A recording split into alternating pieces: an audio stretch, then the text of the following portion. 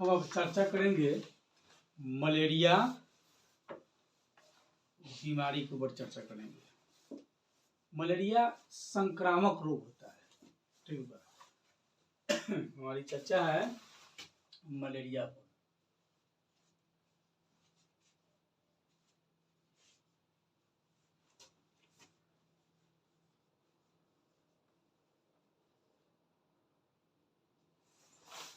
इस पर हम क्या करेंगे, चर्चा करेंगे मलेरिया पर। ये संक्रामक रोग होता है। संक्रामक में छींकने खांसने इत्यादि से भी यह रोग हो सकता है। जब भी हम खांसे या छींके ना तो हम क्या करें,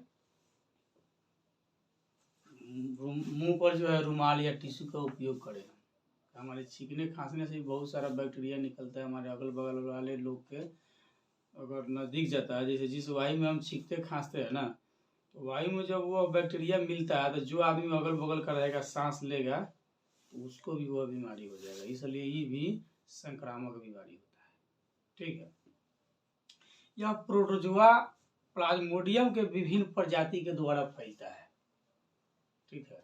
यह जो है फैलता कैसे, प्लाज्मोडियम के विभिन्न प्रजाति से यह होने वाला रोग है। यह मनुष्य के जो है ना आरबीसी में और यकृत में रहता है, ठीक ना। मनुष्य के आरबीसी और यकृत में रहता है। आरबीसी यानी ब्लड सर्कुलेशन है। आरबीसी और यकृत में पाया जाता है।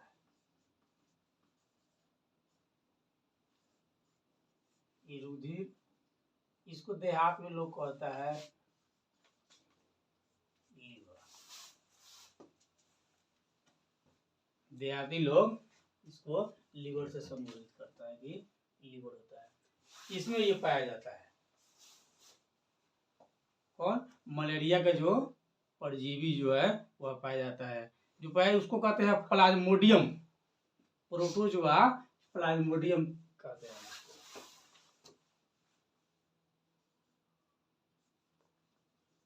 प्रोटोजोआ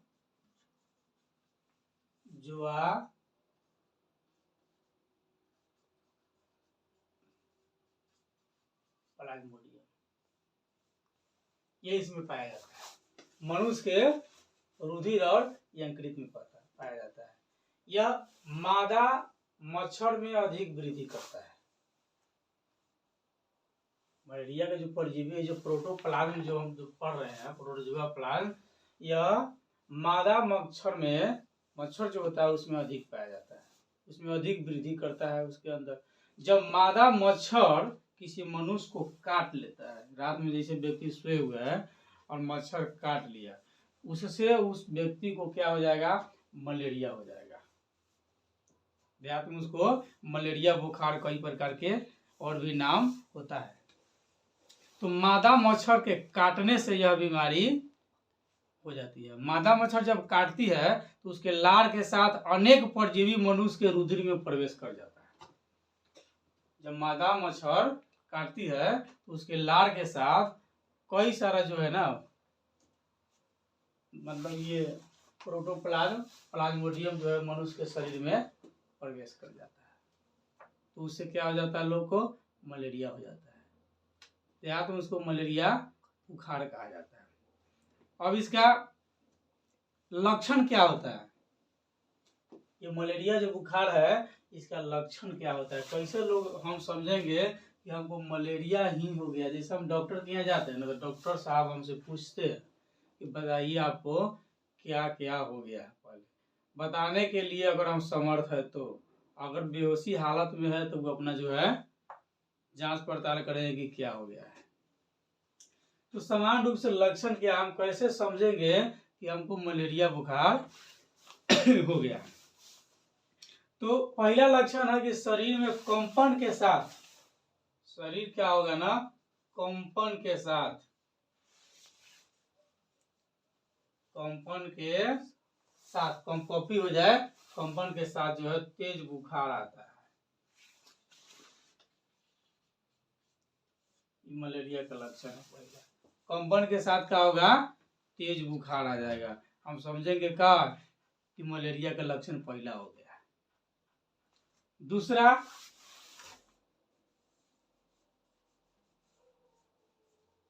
सिर दर्द करेगा, सिर दर्द करेगा और शरीर के कई सारे पेशिया में जो है विभिन्न प्रकार के दर्द हो जाएगा। कई सारा पेशिया जहाँ से हमारा मुड़ाव है ना वहां पर दर्द देना शुरू कर देगा। कई सारा पेशिया में ऐसे भी नॉर्मल अगर किसी को बुखार वगैरह होता है तो देखिएगा उसका देह हाथ अधिक दर्द करेगा। नॉर्मल बुखार में भी ये सब बात होता है कि दर्द होता है। इत्यादि अगर कंपन के साथ तेज बुखार आता है, सिर दर्द होता है, ठीक ना, तो हम क्या समझेंगे कि मलेरिया बुखार हो गया। मतलब इसका साधारण लक्षण है मलेरिया बुखार का।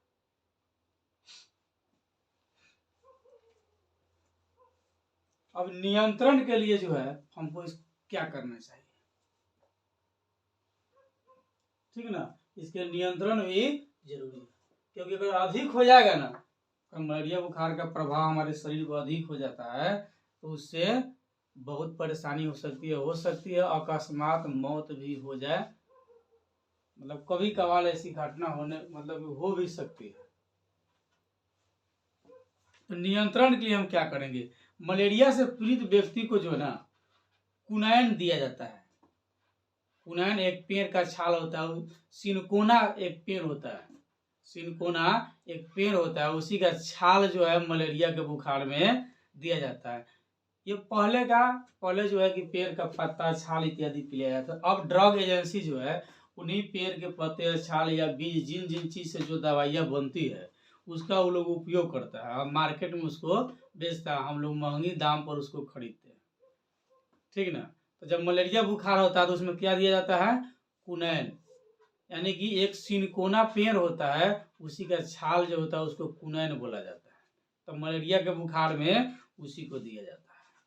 सेंट्रल ड्रग रिसर्च इंस्टीट्यूट जो है लखनऊ ने वैज्ञानिक आर्टेमिसिया नामक पौधे से अर्टीथर नामक पदार्थ को निकाला जो मलेरिया की दवा में कार्य कर रहा है अभी वर्तमान में।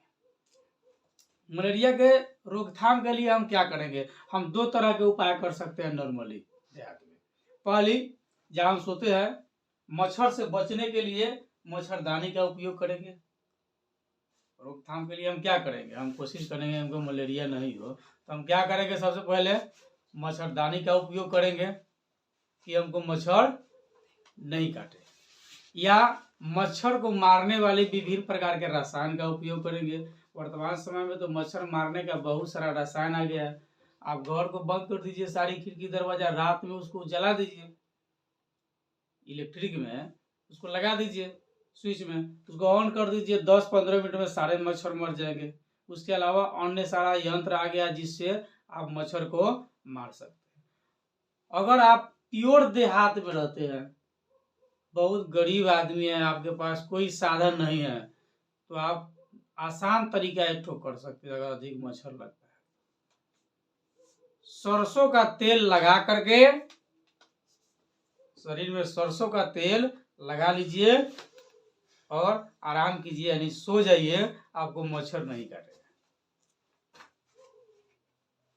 सरसों का तेल जब लगा करके सो जाएंगे ना तो मच्छर नहीं काटेगा। उसमें एक विशेष प्रकार की गंध भी होती है, उससे मच्छर क्या होगा, भाग जाएगा, काट भी नहीं करेगा हमको।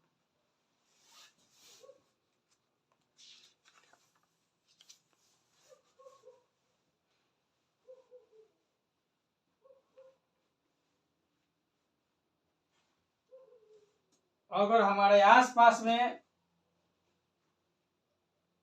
मच्छर का उत्पत्ति ज्यादा होता है तो मच्छर का उत्पत्ति होने का कारण है हमारे अगल बगल में कहीं कहीं पानी जमा हो जाता है, या विशिष्ट प्रकार के जो है खाद्य पदार्थ का अवशिष्ट कह लीजिए या उसको कचरा कह लीजिए, जो जमा हो जाता है जिसके कारण मच्छर पैदा होता है।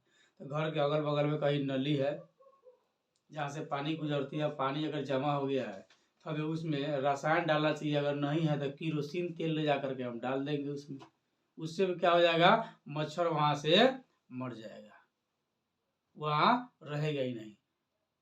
या अगर कुछ वो भी नहीं कर सकते हैं, तो हम कोशिश करेंगे कि हमारे घर के अगल बगल में किसी तरह का जल का जमाव नहीं हो।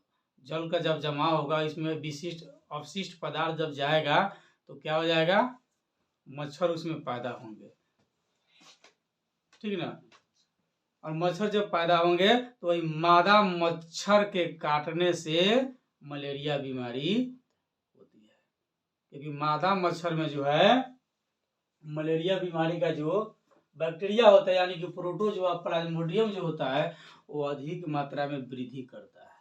मनुष्य के शरीर में भी होता है, ठीक है, लेकिन मादा मच्छर के शरीर में अधिक वृद्धि करता है। जब मादा मच्छर अगर किसी को काट लेती है तो उसके जब काटती है तो लार के मार्फत जो है मनुष्य के शरीर में यह जो है सूक्ष्म जीव यानी कि बैक्टीरिया शरीर में प्रवेश कर जाता है और मलेरिया बीमारी हो जाती है।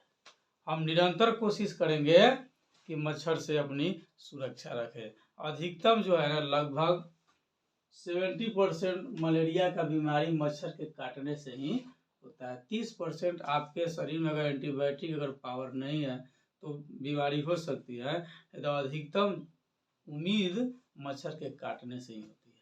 जैसे मादा मच्छर काटेगी आपको मलेरिया श्योर हो जाएगा, क्योंकि वो विशेष प्रकार के अवशिष्ट ये गंदगी में रहता है, जहाँ जल जमेगा वहाँ वहीं पर वह हो जाएगा।